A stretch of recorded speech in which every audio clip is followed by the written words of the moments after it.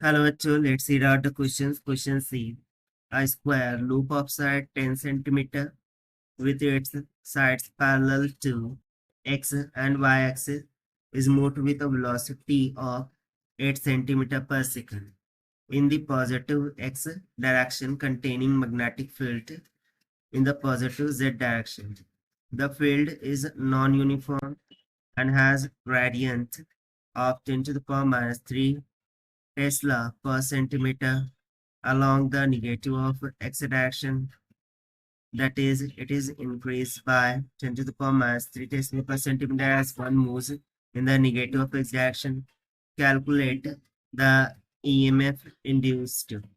So यहाँ पर हम बोला जा रहा है कि स्क्वायर लूप है, उसकी जो साइड है मान लेते हैं एल के बराबर है, which is given equals to 10 centimetre. ये पैरेलल हो जाती है एक्स और वाई एक्सिस के. जब इसको हम मूव कराते हैं with velocity of v is equals to 8 centimetre पर सेकंड. तो in the positive of z direction जहां पर मैग्नेटिक फील्ड कंटेन हो रही है in the positive of z direction, तो जो नॉन यूनिफॉर्म एंड ग्रेडियंट वो 10 to the power minus 3 Tesla per centimeter की इक्वल है. So gradient means to say the magnetic gradient is given here.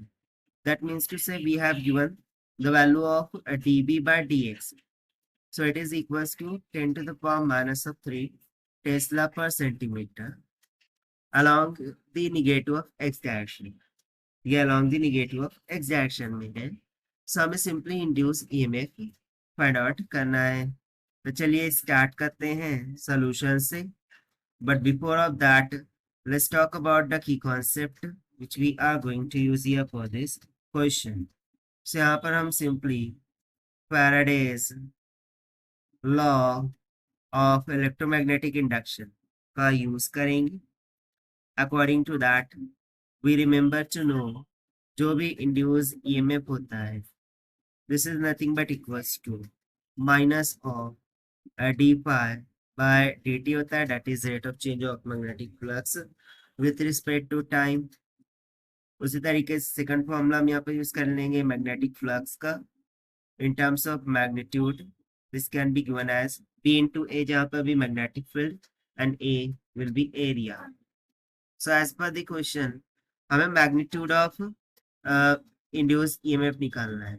So negative sign को हम neglect करेंगे by taking its magnitude here.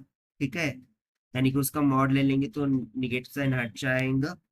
So this will be equals to mod of d phi by D t. ना phi का value हम substitute करेंगे, so area जो है तो वो कांस्टेंट होगा.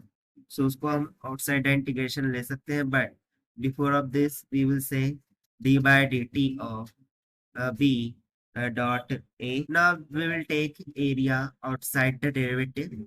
सो ये हो जाएगा dB by dt.